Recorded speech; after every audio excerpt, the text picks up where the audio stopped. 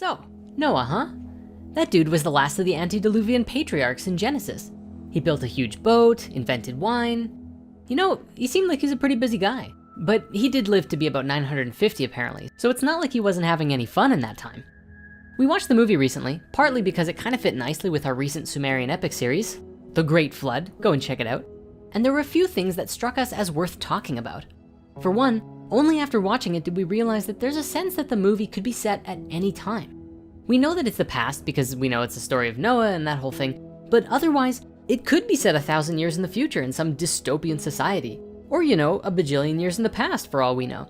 The movie never really makes it clear, and I think that's part of what makes it so interesting. At its core, Noah is a movie about our connection, or rather disconnection, with the Creator. And while the original legend is Hebrew, the movie never actually calls the divine God, a sentiment that upset more than a few religious critics. At its heart, many classical Christian themes are generally brought up though. Stuff like love and forgiveness over hate and lust, and the concept of personal mercy. The idea that we are the ones who decide if we're worth saving and returning to the Creator, rather than the divine being the one making those choices. But we wanna look a little bit deeper at a more core spiritual level and ask, what is it that makes Noah tick? As he embodies everything from being a divine messenger who is championing the idea of everything having a place and being super vegan, all the way to a crazy, almost fascist who sees nothing wrong with killing his own grandchildren because he believes it's the will of God. Do you know what this forces me to do?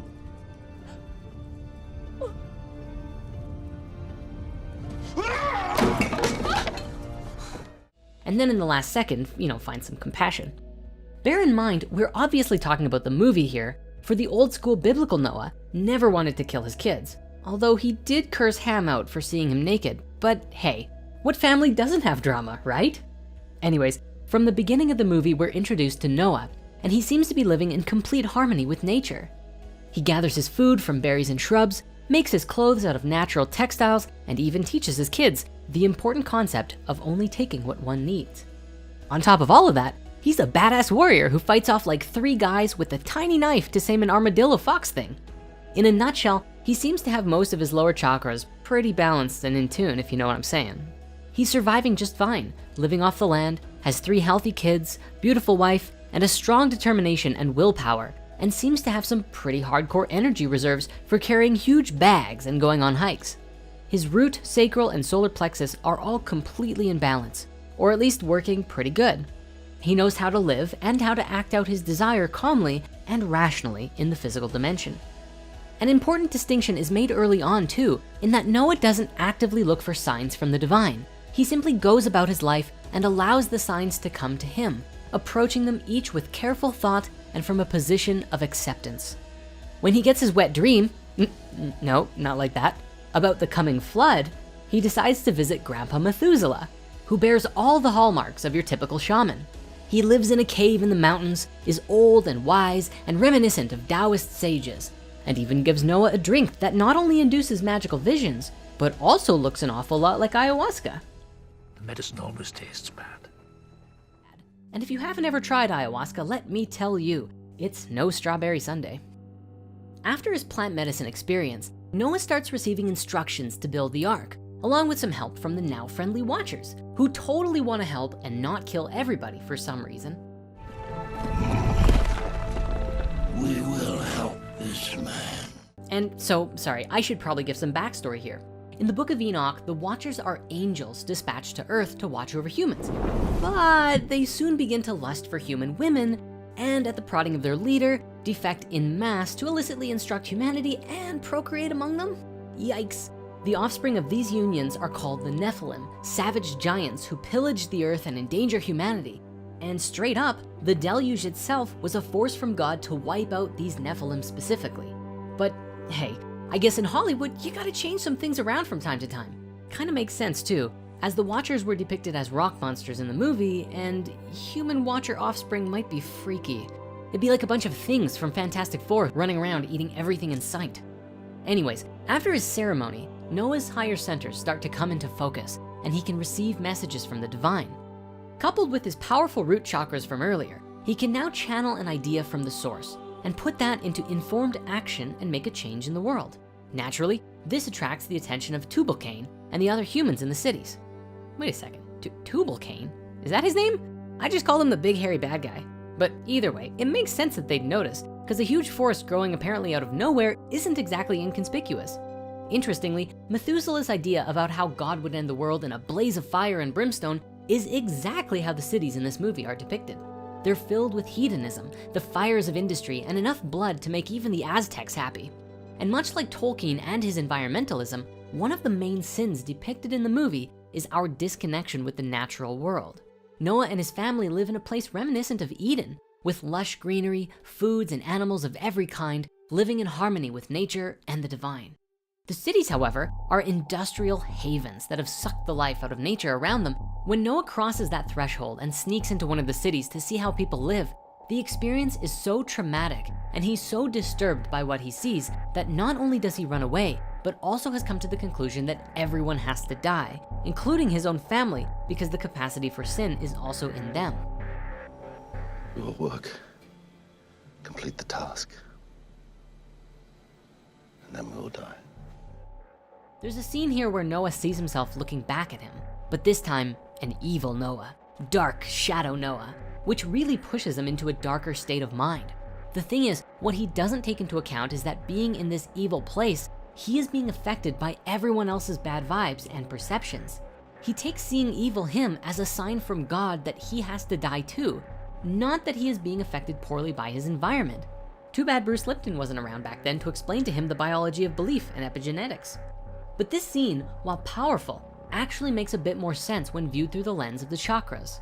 See, we've talked about Noah's lower centers being active and some of his higher ones being engaged while he receives the messages and signs from the Creator. But we haven't yet touched on the middle one, the heart. Now, there's a lot of debate in New Age circles about which box to put the heart chakra in, as some people claim it's a part of the lower centers as it governs love and connection to our physical life, and others claim that it's obviously a higher center because love itself is the purest of spiritual emotions that is channeled from the divine. But what if it's both though? Generally speaking, most would agree that the heart chakra helps us with empathy and compassion, things that Noah seemingly lacks until the end of the movie. Oops, spoiler alert. It seems as if Noah's heart chakra goes through a sort of journey from being partly open to closed and finally back to balance. In the beginning, he's depicted as a caring guy who looks after his family, takes Ela in when she has no one, and tries to save an injured animal, and then prepares a cute little funeral for it. This Noah is probably the best suited to start building the ark, since he receives a message and starts acting on it out of care for the animals and his family. Once he gets emotionally scarred by the city though, his heart closes and he loses that connection to love and compassion that made him so great in the beginning. You could even look at it from the other side of the coin. He's doing so to find Ham and Japheth wives, but maybe also low-key wanting to see if other humans can be redeemed, an act of pure love.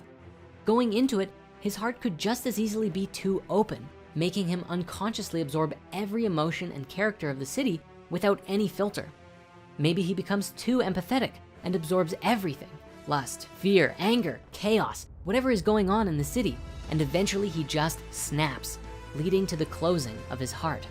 This idea of a filter makes a lot of sense. Perhaps we can see the heart as the bridge between our lower chakras and our higher ones, the bridge between the physical and the spiritual bodies, kind of like our own internal avatar Aang. When Noah gets a message or sign from the Creator, it's filtered down through each chakra until it meets the heart, and the intent is passed on to the lower centers to be carried out in the physical. With every chakra in balance, such an intent is filtered through a loving and compassionate lens, which also means that the act carried out is done lovingly and with compassion. With a blocked or disconnected heart though, our intuition or understanding of messages and signs from the divine is skewed, and we would struggle to interpret things properly. Once Noah gets back from the city, he is almost completely a different person. He becomes exactly like the other humans, being solely driven by his root or sacral chakra. Interestingly, when he asks for signs from here on out, they either don't come or he misinterprets them, perhaps because he's seeing them from a purely physical sense of what they mean on the surface without considering the deeper meaning found in love. This idea of not communicating properly with the divine is also echoed by Tubal-Cain when he rallies his armies. He's about to storm the ark and he tries to talk to God, asking him,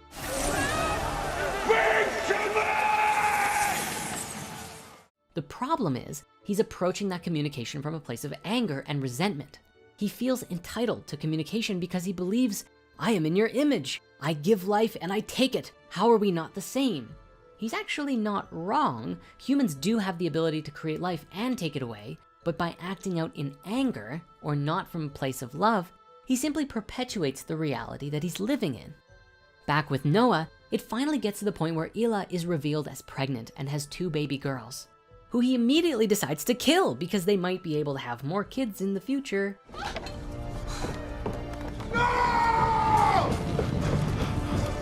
Try not to read into how, since Noah and his family are supposedly the only ones left alive.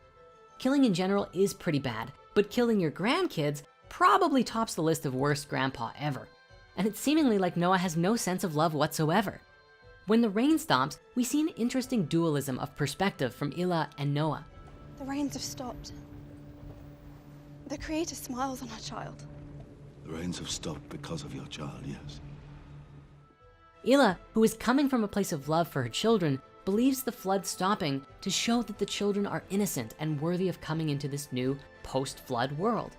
Noah, however, thinks God is now angry more sinners have been brought into the world and will continue to wash everything away once these kids are killed. Depending on how you look at it, God arguably never actually answers Noah here. If anything, there's a lack of an answer. Why do you not answer me? Why? Which Noah interprets as God giving him the all clear to just, go up and knife his kids. But I think it's obvious at this point that this is Noah's ego deciding for himself rather than inaction on the divine's part. He interprets the lack of a message as a message in itself. And in this moment, where he is seemingly ignored by God, Noah becomes that which he is fighting against. Angry, dirty, beardy bad guy, taking action based solely in a loveless mindset.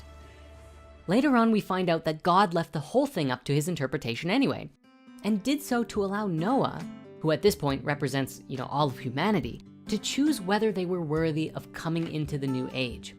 If Noah teaches us anything, it's that all of our chakras must be in balance, and you can't rely on living on only one side of the spectrum.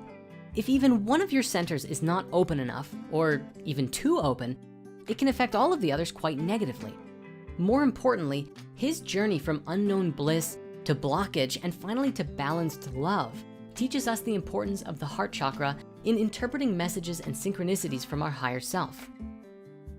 Without a balanced heart to filter the energy through love and compassion, we can't successfully integrate and understand the divine elements of ourselves or put those incredible intuitive emotions into physical action without losing ourselves in the process. In the end, when Noah discovers that God puts him in charge because he knew he would make the right decision, he acknowledges the fact that all he had in his heart was love, a sentiment that we should always consider when making a decision or interpreting the meaning of things. With that, thank you so much for watching. If you like this video, be sure to like, comment, and subscribe. Spread the video around, and we'll see you again next week for something new. As always, strive for balance, compassion, and always live life through a lens of love. Toodles.